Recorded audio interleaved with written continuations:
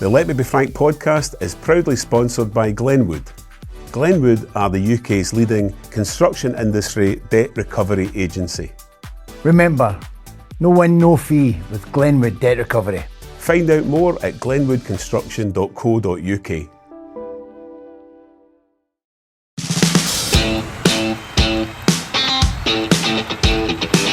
And we are back with the latest episode of the world famous Let Me Be Frank podcast. I say world famous, but that is kind of world famous. That is kind of world famous, yeah. People leaving us messages and comments from all over the planet. Honestly, there's a guy who in Johannesburg who messages every week as well. Have you noticed that? No. Hugh. So I'll a big hello to him. Aye. Yeah. So we're back with another episode again. Like, you know, as night follows day, you know that Frank McAvennie is going to pull out the big guns and get another big name for the podcast. And this week we have Braveheart himself, the one and only Colin Hendry, joining us. Colin, how are you? Hi, Colin. I'm good. I'm good. How are you guys? All good? Brilliant. Yes, very good.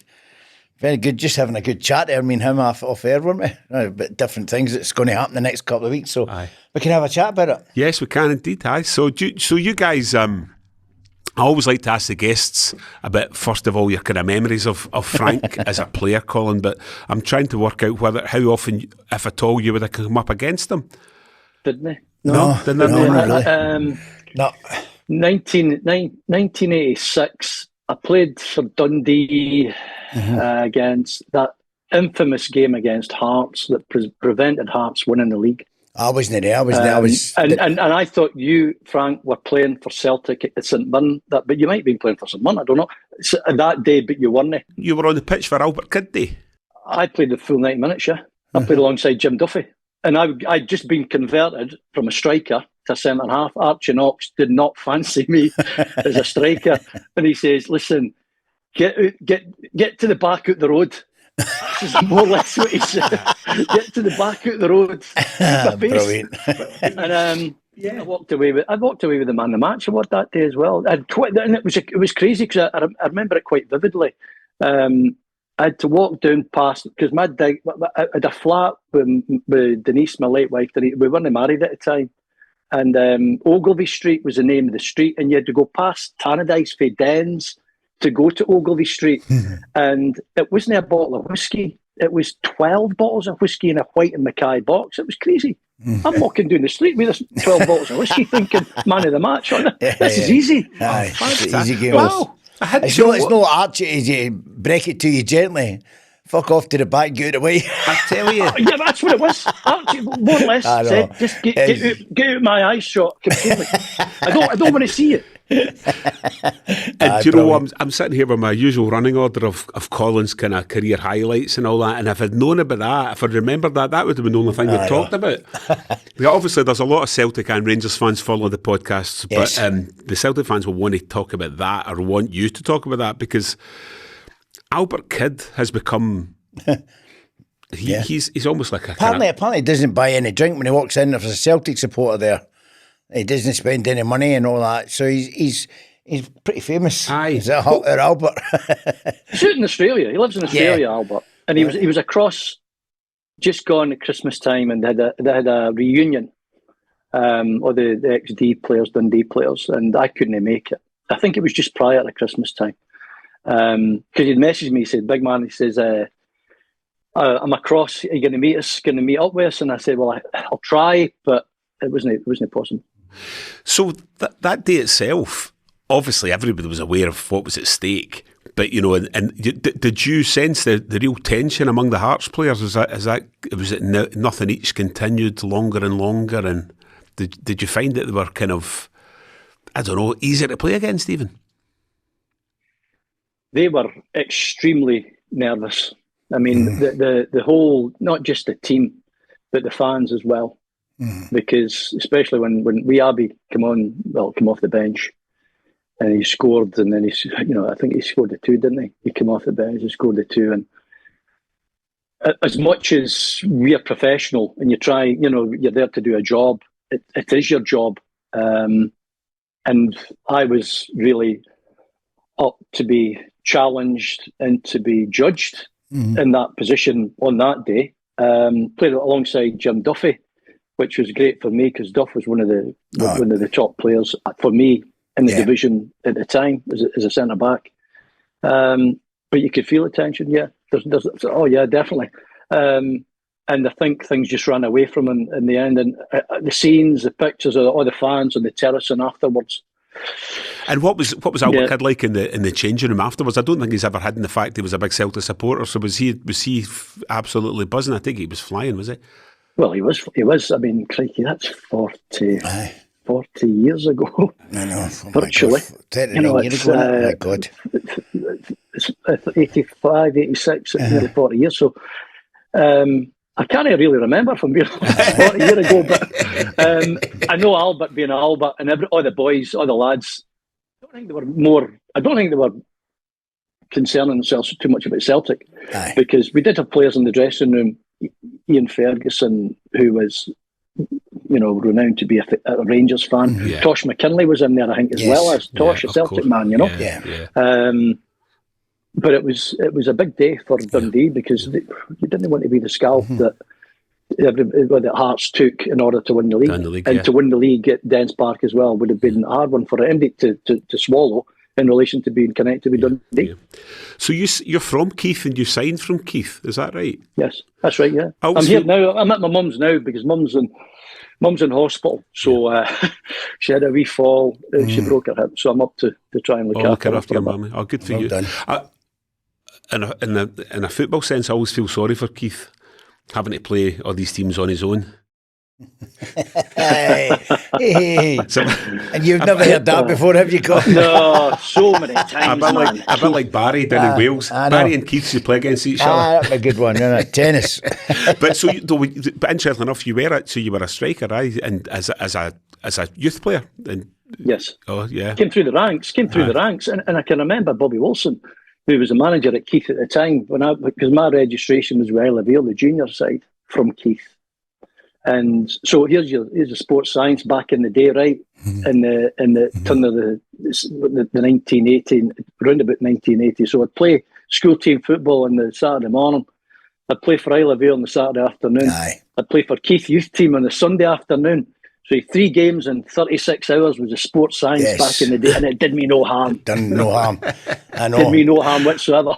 Can you imagine? I was laughing about certain things about sports science, Colin, and I can imagine back in the day we were dressing rooms. Some geek coming in with a computer and saying, "You can't play today, you might get injured." Yeah. He would get flung in a bath, wouldn't he? The laptop would go for a start, wouldn't it? That's the first thing to go, and then he'd be crying over that, But it's just the way the game's gone. I mean, I can remember when I was at Bolton towards the end of my career, Bolton Wanderers with Sam Allardyce. Sam was probably the one that was really, really big into the sports and just covering every angle that would give you a better edge to try and win a game of football. Was he one of the first that brought that into British football? Sam was, but even Kenny, when we were at Blackburn, he was bringing in a sports specialist, gym type, physique type guy where the weights were important and the sprints were important. So it began a bit early 90s.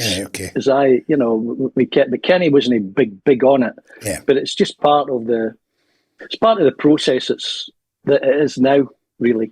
But Sam was big on it. Sam really, and he believed in it, and he had a lot of success with it as well as.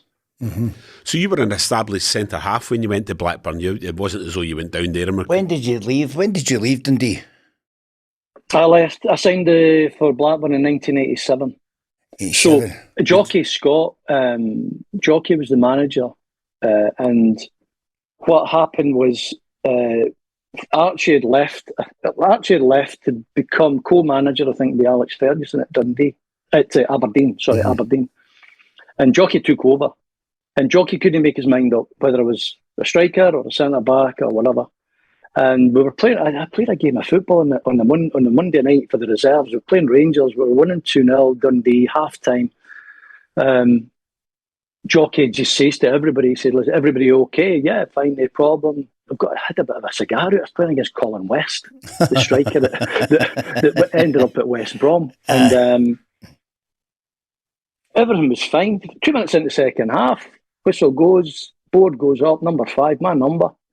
And I'm thinking, hold on a minute, the gaffer just asked us if we're all okay. And I've gone, yeah, everybody's fine. Because I think I was captain on the night as well as for the reserves. And I gets across the dugout. Drew Jarvie was there, and Drew's like, oh, don't have a go at me, don't have a go at me. He said, the gaffer's waiting to see you. And I gets in the changing room, and the gaffer just turns around and says, well, Jockey says, listen, Blackburn's offered 25 grand. You don't have to go if you don't want to, if you don't have to. You don't have to go, you can stay here and play, fight for your place.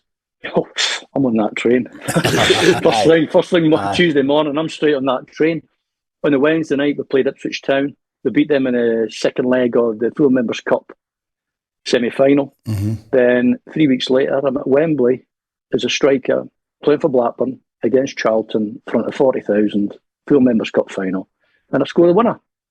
Brilliant. So there's no many Scotsmen scored a winning goal in the cup final at Wembley. I know that much. There's not that much. The 4 years I did it at Dundee were I can't be honest. Well, I can't say I really enjoyed myself because it was pretty brutal. Back in that day, there was things coaches and managers got away with then that would never ever get away with now. It's impossible. But it worked for me. I grew on that, and it did me no harm, and ended up, scoring a goal in a cup final at Wembley about, within 3 weeks of making that transfer. Fantastic. So you were at Blackburn, then you went away because you'd obviously were at Man City and so on, and then you came back. You came back to Blackburn for the glory time. But what was Man City like? That was Howard Kendall in charge at that point, was it? Mel Machin was the manager. He signed me for $750,000. I didn't make the first game because I was signed. The paperwork didn't go in time, and we get beat 5-0 at Derby County. So I sat and watched that game. And then the next game we played, I think it was Sheffield Wednesday at home, and we get beat, and Mel Machin got the sack. So Howard took over. Howard was brilliant. Howard was a real beyond this time type of coach. He was absolutely fantastic. He really did chisel away at me being a centre back, made me understand things a bit better, explore things a bit better for me as well as. So 2 great years at Man City. And Howard left to go and take over at Everton because that was his club, really. He had great success in the 80s with Everton in Europe and also domestically. Peter Reid took over, and Reid brought in Keith Currell, signed him for about £2 million, which was a lot of money back then.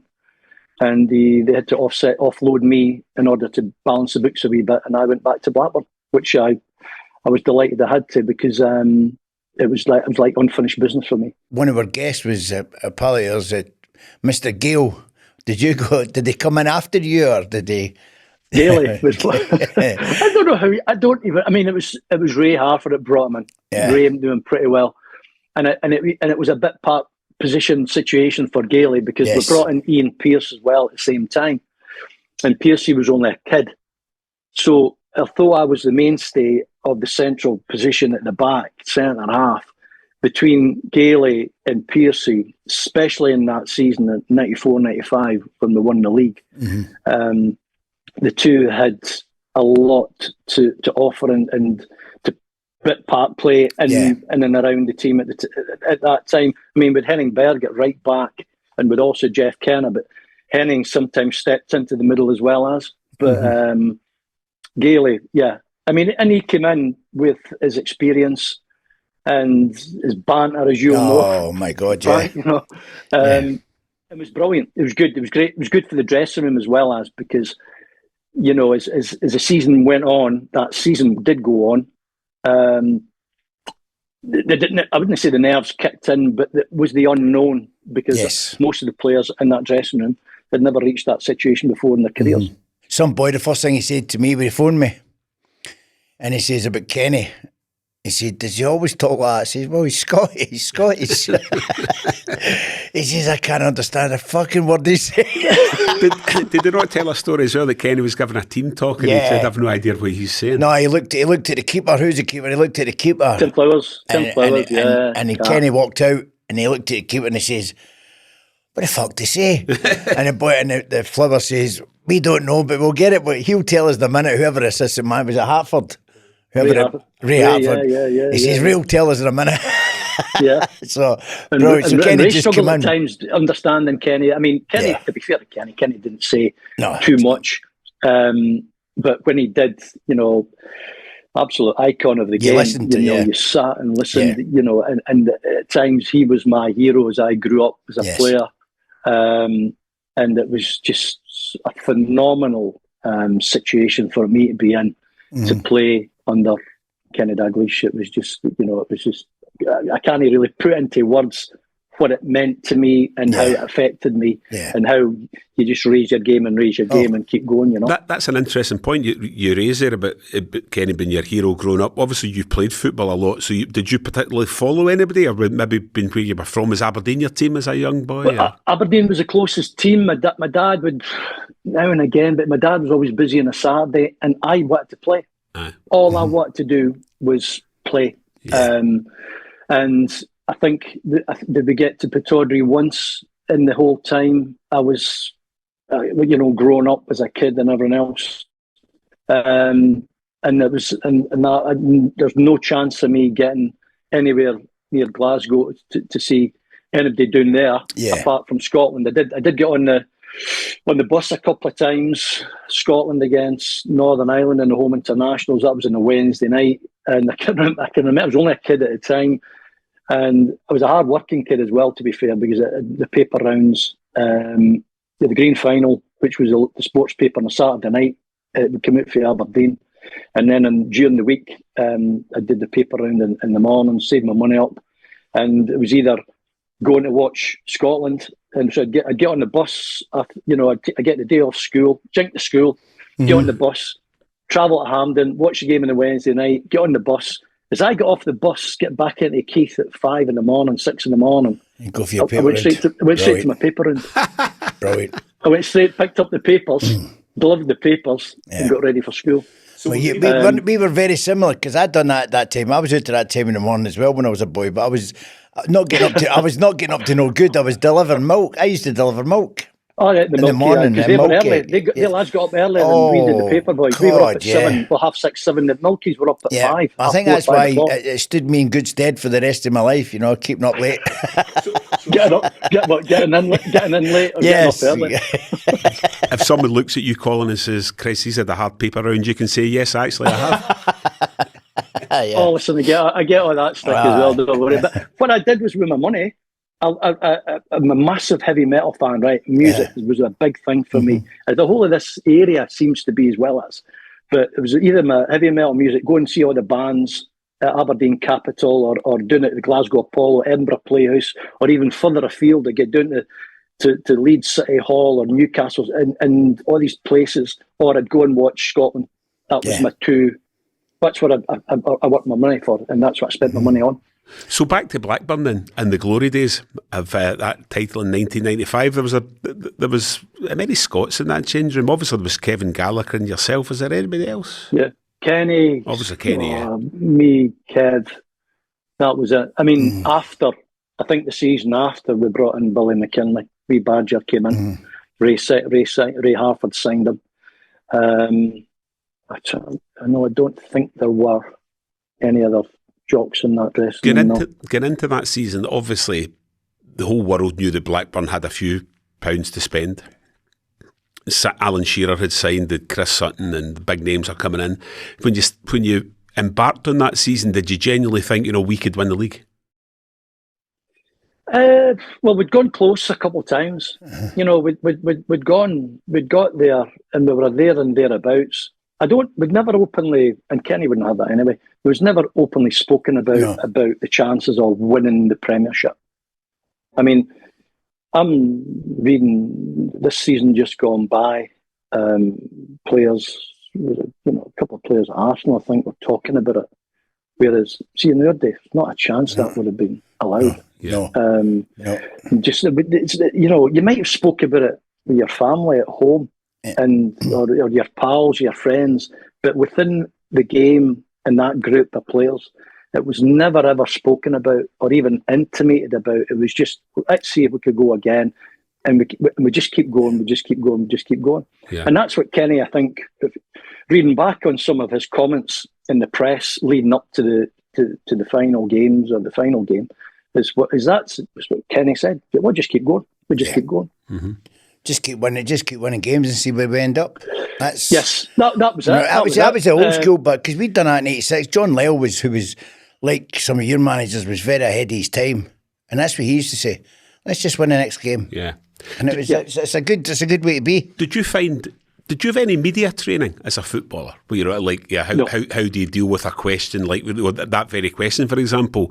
You maybe have it drummed into you. Just say one game at a time, because don't say anything that's going to give them a headline.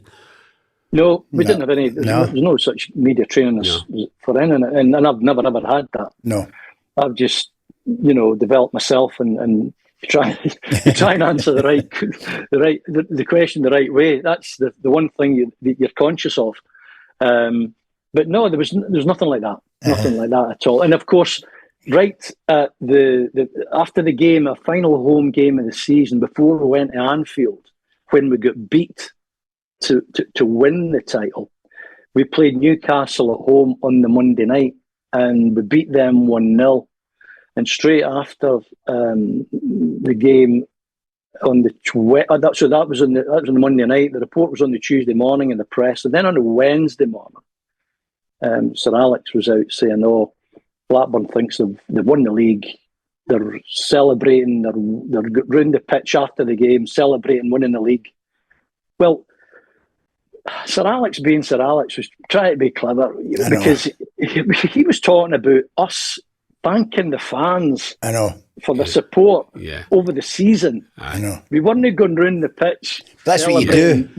But that was Sir Alex. And of course, Kenny then said, "Listen, on the Thursday, he said, listen, I hope you're not reading all their stories about what he's saying across the road in Manchester about use this and you're that and everything else."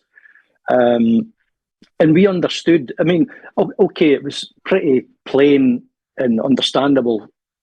But when Kenny had to express that and maybe go into detail a wee bit about how things actually worked right at that level, because most of us hadn't been at that level before. Yeah, on the verge of winning something massive. He was very good at it though, at Fergie, wasn't he? Of the mind games, it was if he could get in your head, he was very good at it. No, Kenny was the headline on the Wednesday morning, Frank, was there's going to be another Devon Loch. Yeah. And Devon Loch was the horse that fell in the Grand National thing, in the last fence. Yes. And that was him talking about us falling at the last fence, which we did. Mm-hmm. We fell at Anfield. Mm-hmm. But then, of course, for the sake of Ludo McCloskey, Frank, he was outstanding against Man United at Upton Park that day. Yes. So he was 50% right, but obviously they couldn't do what they had to do. What we've just been talking about demonstrates maybe the difference between Kenny Dalglish and Kevin Keegan, because of course Kevin Keegan fell for Fergie's mind games, didn't he? Oh, aye. Remember that? Hook, line and sinker, whereas Kenny obviously just... I wish. And I'm like... That was the first time I seen somebody blowing up on the camera. I would love it if we beat them. Yes. And I tell you what, they've still got to go to Middlesbrough and get something and all that. I know. That was 96, so I think that was the following That was the season. That was more... I think it was the season after, wasn't it? Season after it, is it? Well, see, I think it was the season after. I'll tell you, for the dressing room at West Ham, they would have read into that saying that they're thinking Man United's coming down here and just take... They're guaranteed the 3 points. And the West Ham fans, the West Ham boys wouldn't have took that too kindly. Because the one thing we did love was stopping Fergie for winning titles. We've done it a few times.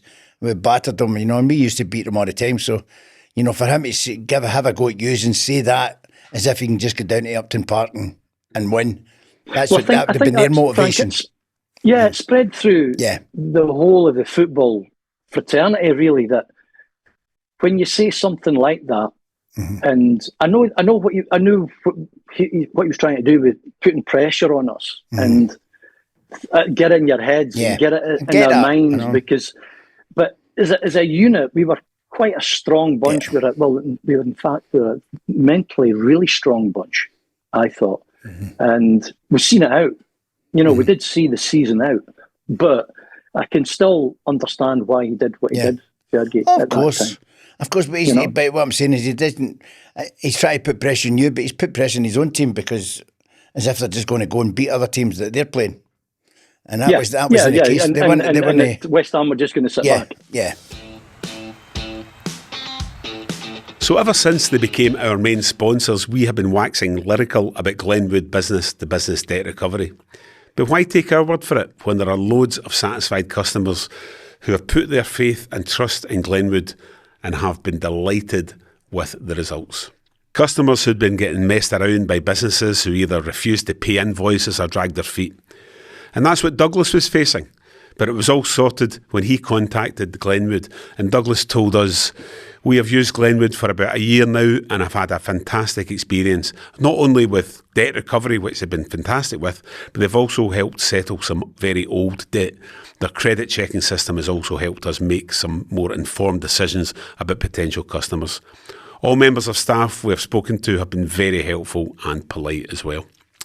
And another customer, Luke, he said, following months of getting nowhere chasing payments from a very large customer that was giving us the runaround, Glenwood forced payment of unpaid invoices and upfront payment of an invoice that wasn't due for another 2 months.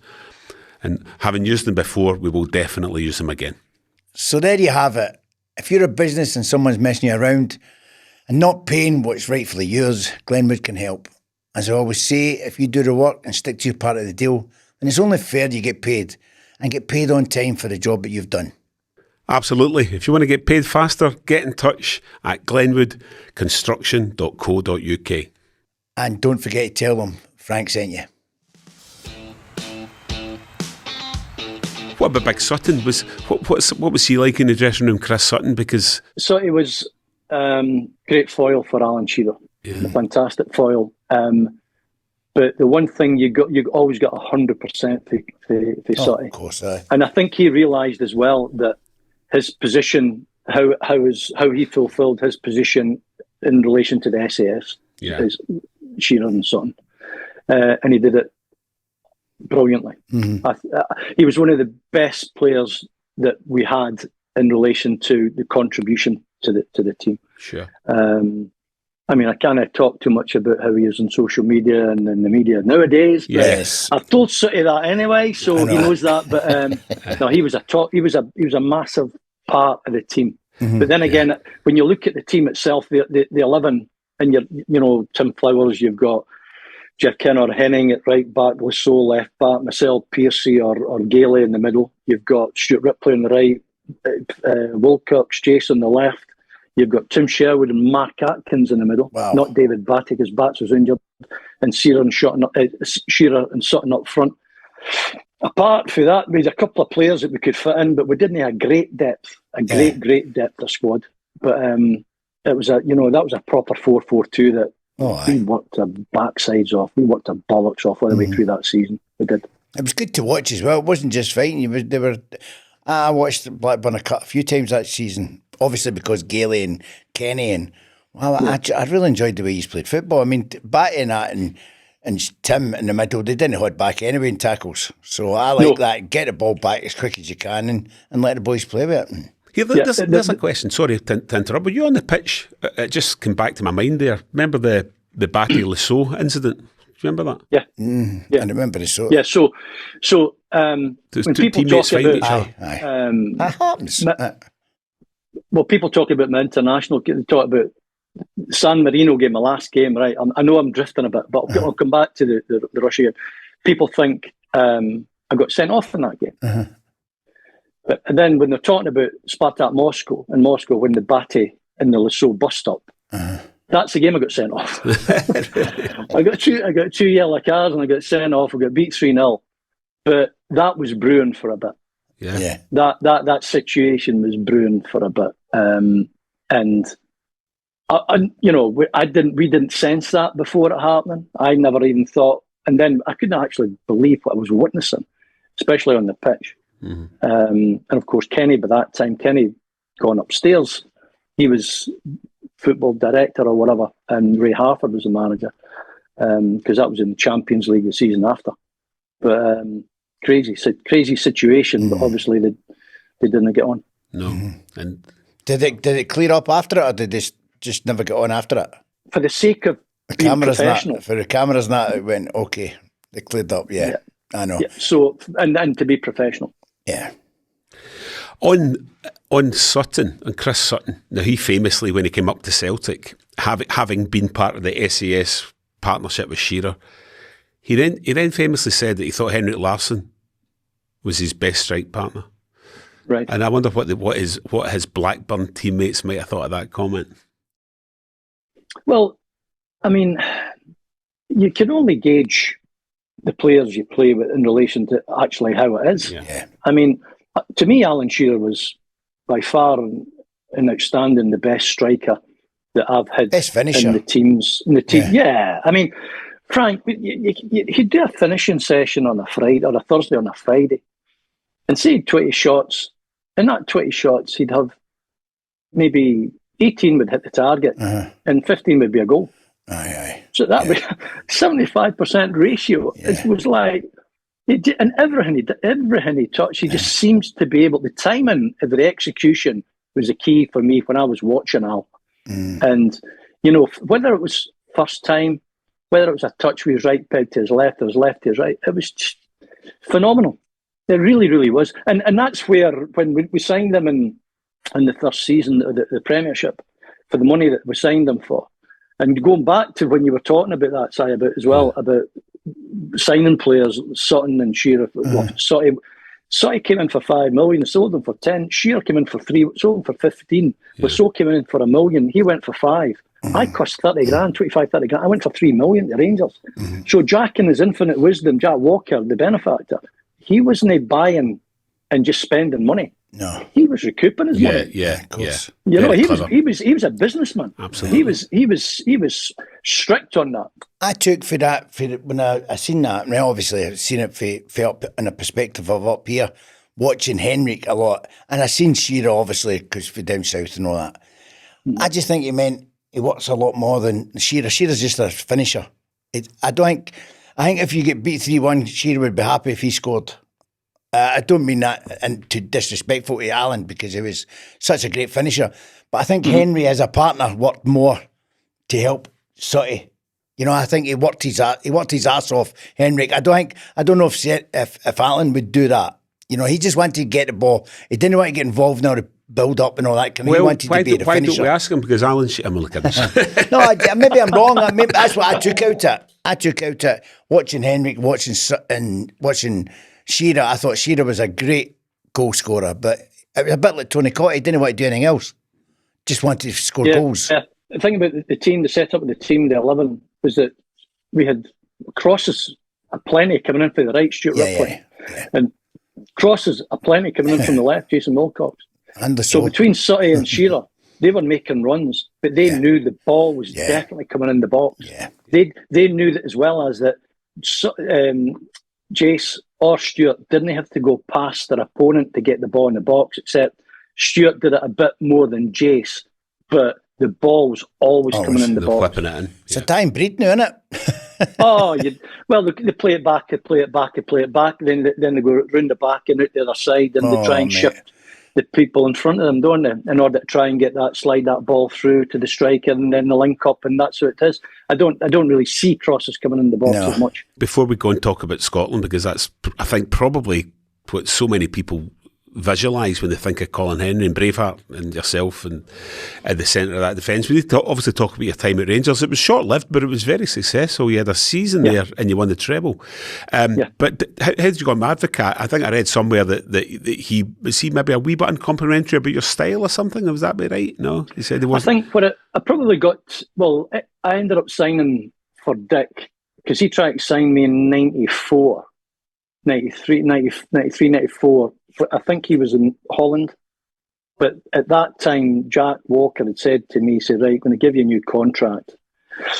And I've had German teams, Italian teams, Spanish, and there's Dutch. So, and I think Dick had said on the build-up to me signing for Rangers that he had tried to sign me before.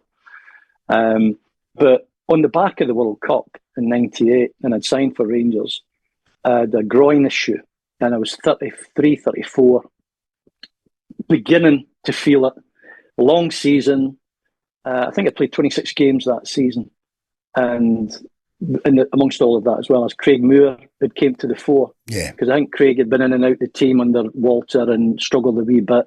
And then eventually he made he made that step up and consolidated that and was a first team player. And that was in my position. So it was him and Lorenzo. But I loved every minute at Rangers. I've got to say that. I loved every minute. And I fulfilled the position that I was brought in to do as well, as because there was an exodus of people had left, Scottish more than anything, left the year before. And David Murray's words were, he said, I'm just going to bring back a bit of Scottish identity back to the team. And there was nothing better than the Scottish captain from the World Cup from that season. Brilliant. And a successful season it was. And it worked well. There's not many players. I don't know if, I was trying to think of it. Is there many players won the league on both sides of the border? Scottish players? Kenny would have done it. Yeah, well, Chris Sutton. Soon as we'd have done it. Are you talking Scottish footballers? Yeah. Frank. So you've got Scottish Brian players, McClare, I think, at Man United, Chalky, Of course, and myself. And there's one for the subscriber stats. I was thinking about it and I'm thinking, my God, there's not many. I mean, Chris Sutton's done it. Chris is English. Chris is English. Graham's done it in Kenny, I think. There you go. Hit subscribe and leave a comment. It's a hard one. There's no many, looking at is their own there? camera. Get the boys in the studio here. Just let them into the wee secret. What a fud I am when it comes to looking at the right camera. Yeah. I'm looking at the right camera now. There it is. Poor Murray's It's all got a right. point We've at been it. doing it 8 months. It's like I'm back at primary school. There's that blackboard. That camera. You should see it. He's got a big sign. This is your camera. I still can't look at it. So leave a comment. Pointing sign, is it over above it? Leave a comment with any interesting facts about players that have won the league in either side of the border. Preferably Scottish as well. Scottish players. Well, we don't want English players. We want Scottish players that's won it. And while you're doing it, please hit subscribe. We've got some nice things coming up in the coming weeks for people who hit subscribe as well. We giveaways and special prizes, and Frank will be digging into his hamper of goodies as well. Hamper so of do goodies, that's the one. And that would be great. And also follow us on social media, TikTok, all that stuff, Instagram, Facebook. All free. Just press the button. Or if you're really struggling, just write us a letter, put it in the envelope and send it to the studio. That's not something you can say to Trump. No, it's all free. Press the button. Right, so we need to talk about Scotland. Yes. France 98, but before France 98, Wembley, England, Euro 96.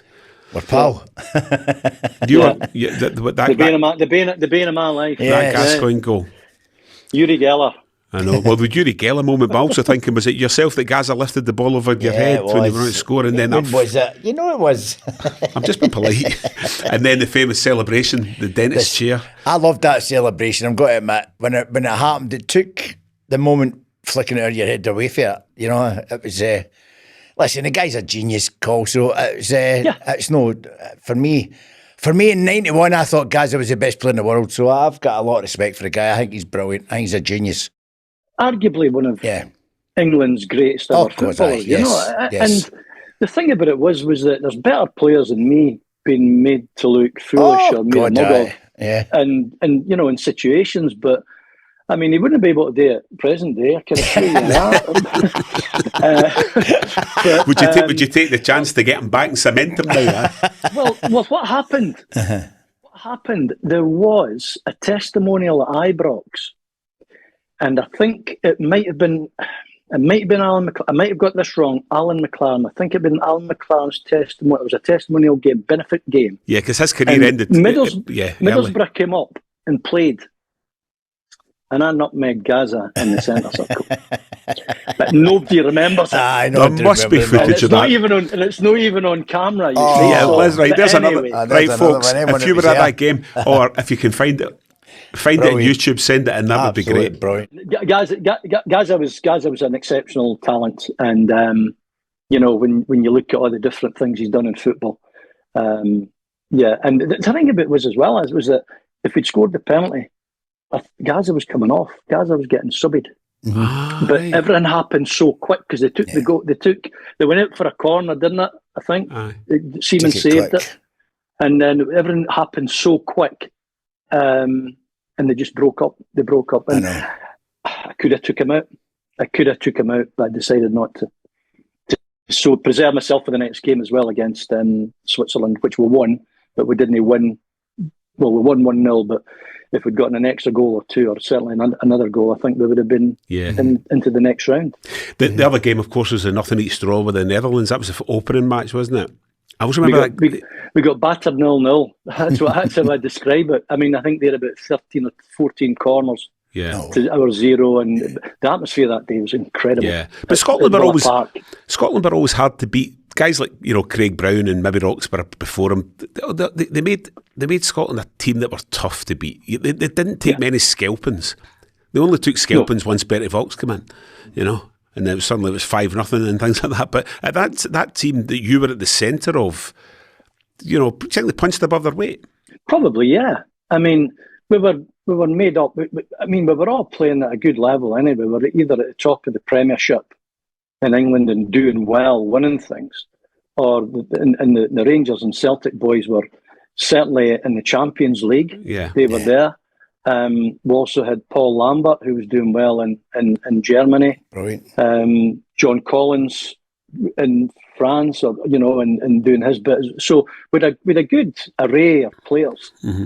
I think it was more or less down to Tho as well, that it was the 11. I think when you were bringing in the squad type of thing, you didn't have a lot of players on the bench who were playing at that level. Yeah, the players that were playing at that levels that I've just spoken about, the good first team, were all actually starting the game. Sure. To be replaced. Mm-hmm. So we had Tom Boyd, didn't we, a couple of weeks ago? And we were discussing the Brazil game in France and his very unfortunate winner for Brazil, which made him a legend in the Copacabana Beach. Statue. But he did say that if you were a wee bit sharper in that goal line... He said that. Did he? Well, if he hadn't gotten way, I would have cleared it. No, but actually, I think to be fair, he was only joking. There was no way you could have got it in time. But no, there's no way. I've got to talk about this. If somebody asks me about that goal, I'll say, listen, because I was clearing it. I was clear, but as soon as it hit the decks, it bounced because of the ricochet that came off at Tam. Yeah. As soon as it bounced, it zipped. Yeah. And it went straight in, and I didn't even have a chance to clear it. Yeah. The reactions, I mean, I'm pretty good with my reactions, but I'm thinking, I'm clearing this, and then the next thing, split second, it's done, it's gone. And it was hard because we conceded a corner kick early in the game that they scored from, and we never concede goals from set plays. It's hard after that, is it no? Against Brazil. Yeah. Well, although that was with that corner kick, though, it wasn't as though it came right in the middle of the box. It was a real front post, Cafu, wasn't it? Post. When you look back on it and you see it, you're thinking, because when they talk about corners and free kicks coming in at the front post being so bad, the delivery these days, because there's always a man in front from the defending side, the defending team. Yeah. And for once, we didn't actually have somebody there, and we would have always had somebody in that area to make sure if it's not a great ball, we clear it. Right. And it wasn't a great ball, but we didn't get a chance to clear it. So who was the right back for? Who were thrown under the bus for that goal then? Who's the right back have been? I'm trying to think. Was it Chris? No, it wasn't Christian Daly. Or it might have been. It might have been Christian. It was me, Colin Calderwood and Tam Boyd. Yeah. We were the three at the back. Did Craig Burley played sort of right back for Scotland for a while, I'm sure. Butler might have played there. Aye. He might have played there. Yeah, well, why don't we blame him for it, and then he can come on the podcast and defend himself. Get him on and just say, by the way, the boys are blaming you. Tam Boyd blamed me, and Colin Hendry's blaming you. Yeah. Oh, brilliant. That'd be good. But that must have been over and above the result, just that occasion, leading your country out, wearing the kilt, the whole world watching the opening I think that's when it was doomed as soon as you walked out with the kilts on. I thought, oh my God, they're going to get battered. But you did. You've done his master stroke to the SFA, that, because when we walked out, all the Brazil fans were just looking in awe. They were just like, what's going on here, man? Yeah. What is going on? Well, I was looking at the Scotland team. I was looking at the terracing with all the Samba girls. They were lovely. I never even watched the football, to be honest with you. The Scottish lassies with the ball past in the air and the tattoos fell wrong. Yeah, the teeth out. Yeah. Oh dear, time's flying along. We need to talk seriously for a moment. You guys are going to be on the same pitch, although you might not be playing, Frank, because you're always injured. I'm managing, so I won't be ready in time. A couple of weeks. So, but 22nd of June. 22nd of June. So this is Grangemouth, isn't it? Is it Grangemouth to Grangemouth? Yeah. Grangemouth now, yeah. And it's the Miller Summer Showdown, and it's to raise money for the Scott Martin Foundation. Yes. So this is all about mental health in young people, young men, particularly, and teenagers. Yes.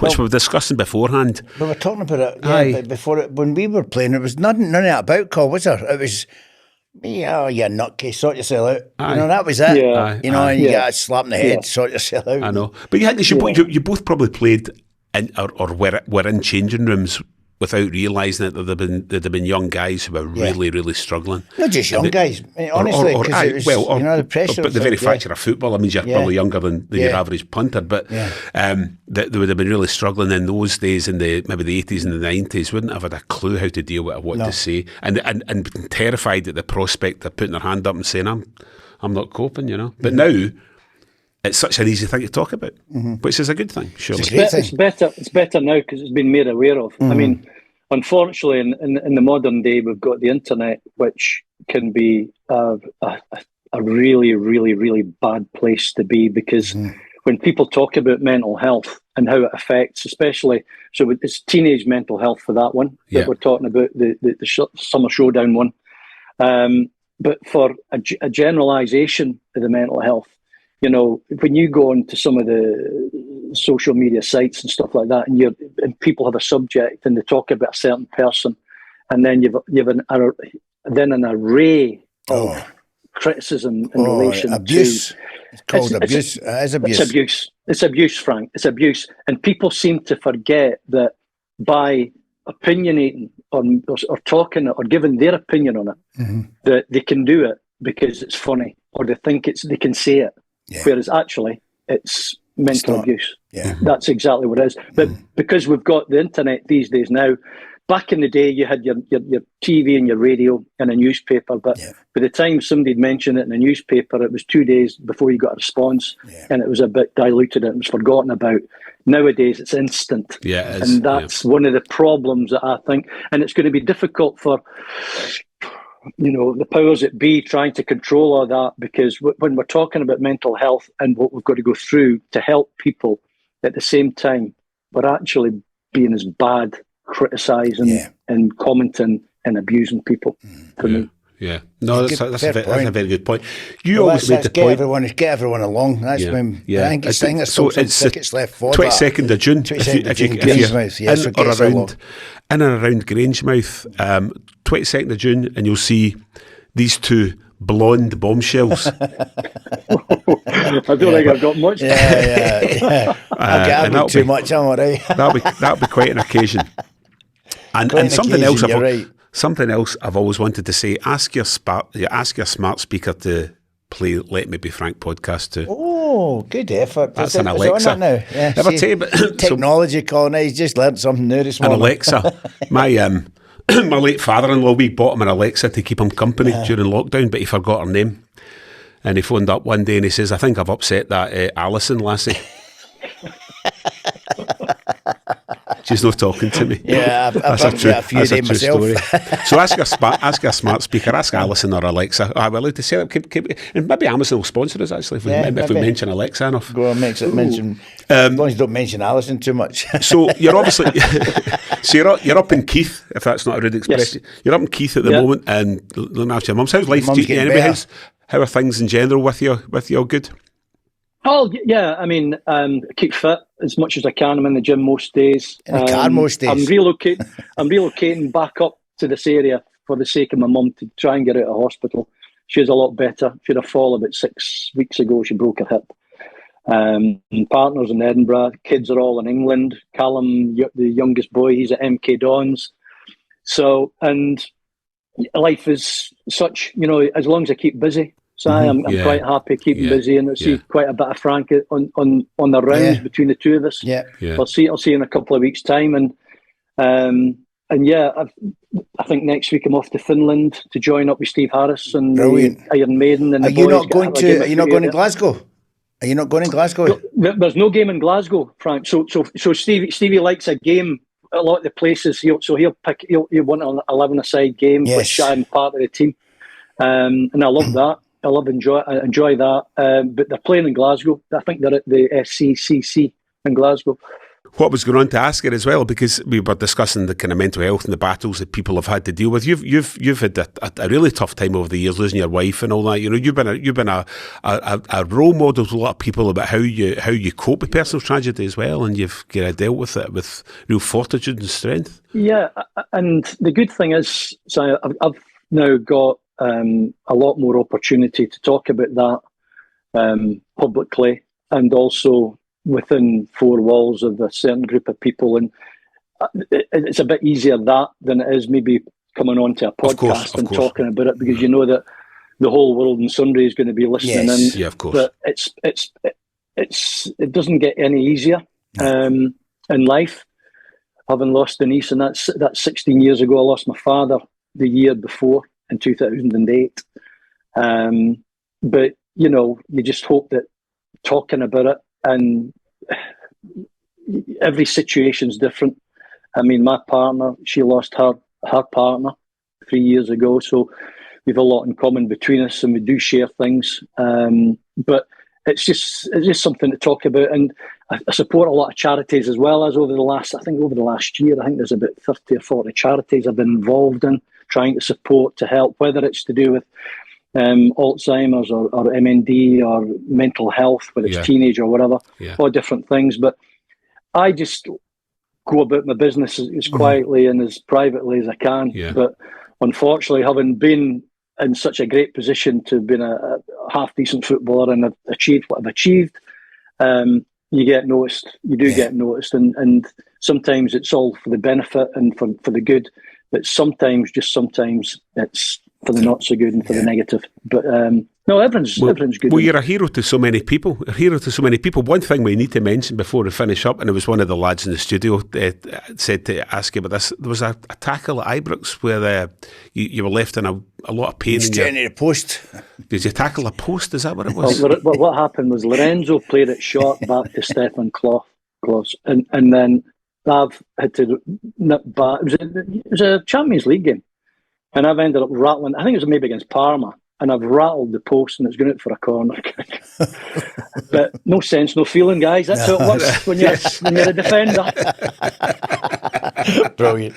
Oh, this has been great. This is great, Colin. Really, thanks very much. And as I say, I'm seeing you in a couple of weeks anyway, so I'm looking forward to that. And that's the 20th. So a reminder again, 22nd of June. Go along and watch these two legends, and might even see. Are you going to be getting stripped for it? Of course, I'll be getting stripped. It'll be a good day. I'll be getting shorts on. Excellent. Aye. Just be careful with those legs in case somebody thinks it's a carrier pigeon and attaches a message to one of them. Yeah, we'll do all right. We'll bring them in. It'll be good fun. I'm looking forward to it, Colin. I'm looking forward to getting. Yeah, well, hopefully we'll get a lot through the gate. They'll get a lot of money raised for the charity and everything else. It'd be a bumper day, and of course we've got the YouTubers and the TikTokers and all these people that the younger, or the influencers, the influence, It's, the folk who know what they're doing. They'll get the message spread far and wide. That's another go. We should actually become influencers. Yeah. By the way, big day tomorrow for us. You and I playing golf against a professional. We're playing golf tomorrow. Keep your eyes peeled for that as well. You'll see that in a week or two. Frank and myself taking on Ewan Grimes, the professional at Hilton Park Golf Club, and. It's going to be good. A wee episode. That'll be next week or something. Aye, but we grudge match as well, because Ewan doesn't hide his support for. I know for Colin's mob. Yeah. so we'll look forward to that. But Colin, thanks again for joining us. Absolute pleasure. I mean, look after your mum. We're going to make a donation to the hospital anyway. You're going to text me. Yeah, but listen, I'd just like to say, Frank, that's what I said to you guys prior. If you could donate a bit of money for the girls, for the staff at Keith Memorial Hospital. Yes, we're delighted to. For their Christmas party. And you've agreed that, which is brilliant. Yeah, so, happy to do that. Absolutely fantastic. Thanks for that. It's brilliant. Absolute pleasure. Brilliant. And thank you for coming on and joining us. And it's been a good laugh. We've had a good fun. Good. Thanks, Colin. I'll see you in a couple of weeks, pal. All the best. Yes, you will. See you guys. All the best, man. Join us again for another episode of Let Me Be Frank podcast, and we'll see you all soon.